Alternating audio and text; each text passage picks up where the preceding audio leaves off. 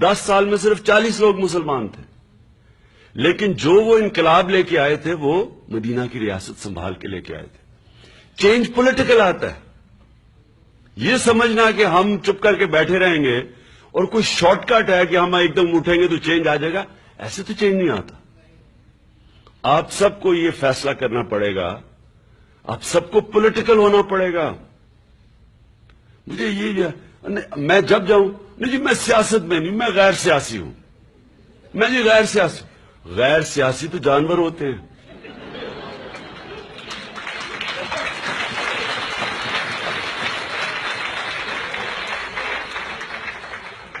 آپ نے national geographic یا اینیمل پلانٹ دیکھا ہوگا، ہزاروں ہرن کھڑے ہوتے ہیں، ایک کمزور سا چیتا جا کے پکڑ لیتا ہے ایک ہرن کو، سارے باقی غیر سیاسی اپنی جان بچا کے بھاگ رہے ہوتے ہیں۔ اگر انہوں میں سے 10 بھی کھڑے ہو کے چیتا پہ حملہ کریں وہ بھاگ جائے، لیکن وہ سارے غیر سیاسی ہوتے ہیں۔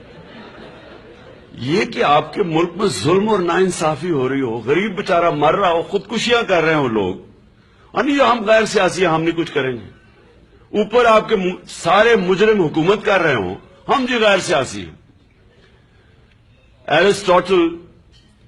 ایرسٹوٹل نے 2500 سال پہلے کہا، اس نے کہا اگر معاشرے میں ظلم اور ناانصافی ہوگی ہر شہری سیاست میں حصہ لے گا۔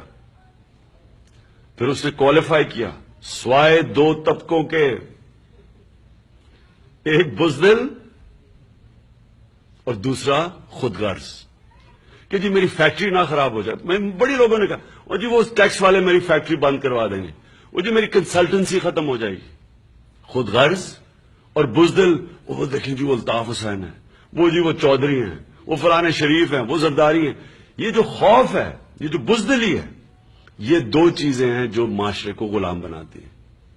تو آج ہم جو غلام بنے ہوئے ہیں، ایک اتنا وائبرنٹ معاشرہ، جب ہم 80s میں مجھے یاد ہے ہم جب جاتے تھے دبئی میں شروع میں جب ہم میچز کھیلے جاتے تھے تو وہاں ساری جو انڈین اور پاکستانی جو مینجمنٹ تھی ایک ہی جتنی تھی، ٹاپ مینجمنٹ۔ آج آپ جا کے دیکھیں تقریباً ساری ٹاپ مینجمنٹ انڈین اور سارا لیبر پاکستانی۔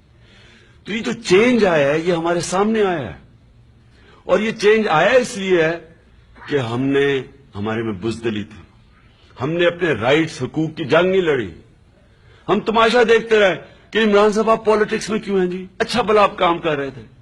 عمران خان کو تو پالیٹکس کی کوئی ضرورت نہیں ہے، باقی پالیٹیشنز کی طرح میں نے تو کوئی پالیٹکس میں کوئی جا کے کوئی کریئر نہیں بنانا۔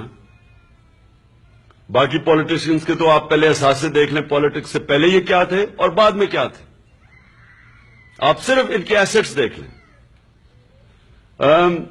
نواز شریف جب پالیٹکس میں آیا تھا تو اس کی ایک فیکٹری تھی ان کی فیملی کی، 7 سال کے بعد 22 فیکٹریاں بن گئی۔ آپ آصف زرداری کا دیکھ لیں، بمبینا سنیما تھا، اور آپ دیکھ لیں کدھر ہے وہ۔ اور میں آپ ایک ایک کا آپ کیا بتا دوں، آپ کے ایک ایک کے ایسٹ دیکھ لیں کہ پہلے کیا تھے بعد میں کیا تھے۔ لیکن ہم تو قربانی دے کے پالیٹکس کر رہے ہیں۔ میرے لیے تو اللہ نے زندگی بڑی آسان کی ہوئی ہے، میں تو کچھ بھی نہ کروں تو آرام سے زندگی گزار سکتا ہوں۔ لیکن ہم پالیٹکس میں اس لیے ہیں کہ ہم اگر اپنے ملک کو بچانا ہے تو اس کی جنگ لڑنی ہے۔ اب اگر ہم نہیں کریں گے کون کرے گا؟ کیا یہی باریاں لیتے رہیں گے؟ وہ ایک جائے گا، دوسرا آ جائے گا، وہ جائے گا، وہ واپس آ جائے گا۔